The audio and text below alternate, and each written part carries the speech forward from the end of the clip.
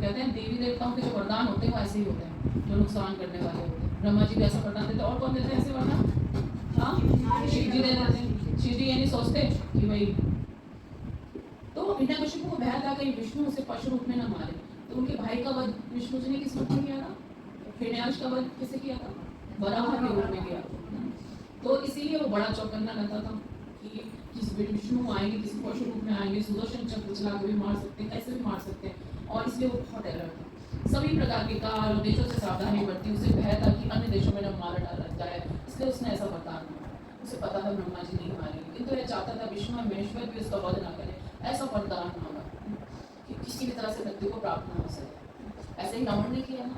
रावण ने तो सारे देवता बंदी बना लिए, जो वो कहता था। और ऐसे ही हिरण्यकशिपु था, अगर गर्मी होती थी इंद्रदेव को कहता था बारिश, वरुण देव को कहता बारिश करो, वरुण देव तुरंत बारिश करते थे। ऐसे रावण करता था, बारिश करो, अब धूप निकालो, अब ठंड हो रही है, सारे देवता उनकी मुट्ठी में। तो ऐसी भी तपस्या होती है। कई बार हम संसार में लोगों को भक्ति करते देखते, पूजा करते देखते, बड़ा अच्छा भक्त है, आपको नहीं पता वो क्या मांग रहा है। वो हिरण्यकशिपु रावण भी हो सकता है, बड़े बड़े यज्ञ तपस्या करें, बड़ी बड़ी चीजें करा रहे पूजा में, हम सोच रहे ये तो बहुत ही महान व्यक्ति है।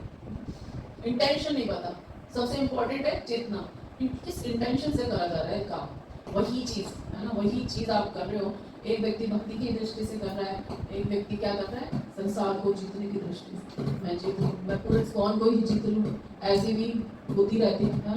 इतने लोग हैं, इतने बढ़िया, इतने कॉन्टेक्ट्स हैं, तो ये वो बुद्धि हिरण्यकशिपु और रावण की ही बुद्धि है। वो हम सोचे कि नहीं हमारी तो बड़ी छोटी सी बुद्धि, छोटी मोटी नहीं है, छोटी से बड़ी है। जो एक को कंट्रोल करोगे 100 को कंट्रोल करना चाहोगे। तो हिरण्यकशिपु ऐसे करके प्राप्त किया, उसका शरीर खत्म हो चुका था तपस्या करके, लेकिन अब सोने जैसा, चांदी जैसा चमकने लगा। और फिर भी वो विष्णु से ईर्ष्या करता था। उसको तो वरदान मिल गया था, खुश रहता नहीं रहता ना राक्षस व्यक्ति खुश, उसको सब कुछ मिल जाए तो भी नहीं खुश रहता। अभी भी वो खुश नहीं था, अभी भी ईर्ष्या कर रहा, अभी नहीं भूला था अपने भाई के वध को, हिरण्याक्ष को मारा था विष्णु जी ने, जब वो पृथ्वी को नीचे लेके चला गया वराह रूप में। ऐसे अपने यहाँ पे उनका वो सीन जैसा था, उससे वो पृथ्वी को ऊपर लेकर आए, तब मारा था हिरण्याक्ष।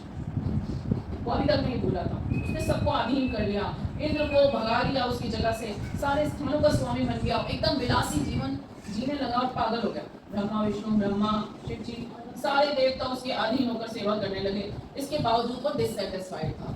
तो अगर हम सही रास्ते पे नहीं चलते हैं ना, अगर हम गलत रास्ते पे, कभी भी हम संतुष्ट हो ही नहीं सकते। एक व्यक्ति जो संतोषी जीवन बिताता है, भगवान की भक्ति करता हुआ, वो एकदम शांति का जीवन बिताता है। अदरवाइज अगर संसार को जीतने का सपना कोई देख रहा है ना, तो कभी संतुष्ट वो होगा नहीं। ये भी मेरे कंट्रोल में, ये भी मेरे कंट्रोल में, ये भी मेरे कंट्रोल में, मैं मालिक, आई एम द बेस्ट, है ना। अगर ये भावना है तो कभी संतुष्टि आएगी नहीं। कई बार हम भक्ति भी ऐसे करते हैं आडंबर के लिए, है ना। भक्ति भी दिल से भगवान को प्राप्त करने के लिए नहीं कर रहे, हम आडंबर दिखा रहे दुनिया को। धोती कुर्ता पहन लिया, तिलक लगाया, माला पहनी, है ना, चल पड़े आडंबर दिखाने के लिए। तो भगवान तो हमारी भक्ति देखेंगे, आडंबर भगवान नहीं देखेंगे।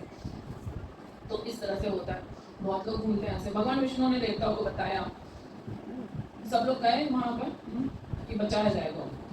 हिरण्यकशिपु को सारे देवताओं, वेदों के अनुयायी, गायों, ब्राह्मण सबको बहुत तंग करने लगा कि अब उसका वध किया जाएगा। हिरण्यकशिपु का अंतिम कारनामा होगा, अपने ही संतान को वो मारने का प्रयास करेगा। जो महाभागवत थे प्रहलाद महाराज, तब उसके जीवन का अंत होगा। तो कई बार क्या होता है कि भगवान ना, गोविंद प्रभु भगवान ना गलत आदमी है। अब इससे ज्यादा सक्सेसफुल क्या हो सकता था? हिरण्यकशिपु कितना सक्सेसफुल हुआ था, भगवान क्यों उसको इतना सक्सेस दे रहे थे? उसको उसकी चरम सीमा तक पहुंचाना था। इसीलिए जो ऐसे लोग हैं वो ज्यादा सुखी इसलिए दिखाई देते हैं, और भक्त इसलिए दुखी दिखाई देता है क्योंकि भगवान उसके टेस्ट ले रहे होते हैं कई बार ऐसी स्थिति में, है ना। और उसको अगर वो शुद्ध है ना, तो उसके टेस्ट हो गए तो भगवान उसको और आगे ले जाएंगे, और आगे ले जाकर उनका आशीर्वाद मिलेगा। ये अंतर है। कल यही बात हो रही थी ना।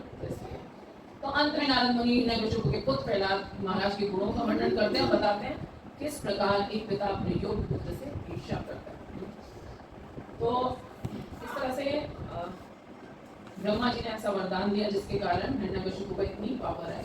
इसलिए कभी देवी देवताओं के वरदानों पे भरोसा हमें नहीं करना चाहिए। आप फंसेंगे, हम उसके बैड रिजल्ट्स आज नहीं तो कल मिलेंगे ही मिलेंगे। देवी देवताओं को नेग्लेक्ट नहीं करना है, हाथ जोड़ के प्रार्थना करनी है। हाथ किसकी? भक्ति की।